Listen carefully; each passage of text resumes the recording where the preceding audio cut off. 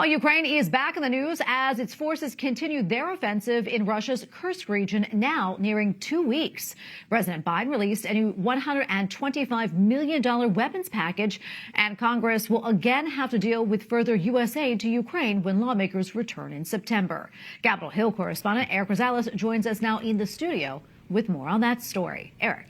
Well, good evening, Tracy. Yes, Ukraine's latest military successes have once again brought up the question about further U.S. aid. It's an issue that deeply divides Congress. You may recall Congress passed a massive foreign aid package back in April, including billions for Ukraine. Supporters like Senators Lindsey Graham and Richard Blumenthal just got back from a trip from Ukraine and say we must continue to help fund the fight.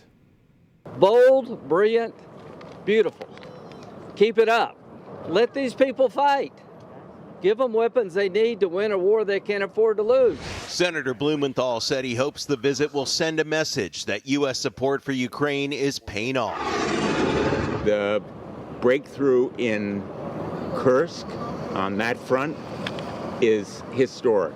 It is a seismic breakthrough. Good news.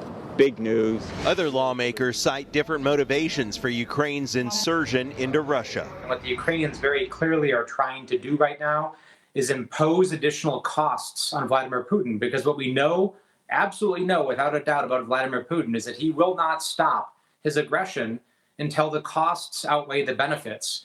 And so far, that has not happened. Retired General Wesley Clark says Ukraine's forces should keep going and use U.S.-supplied long-range missiles to go after targets deeper in Russia. Go after the airfields, go after the production facilities for these glide bombs, and take the heat off Ukraine, put it on Putin, and that's the shortest, best path to resolving this conflict successfully. But there are many lawmakers who disagree. Senator J.D. Vance, Republican vice presidential nominee and critic of further American aid to Ukraine, issued a statement. Quote, "The United States is spread too thin." And that argument, I think, is winning the American people.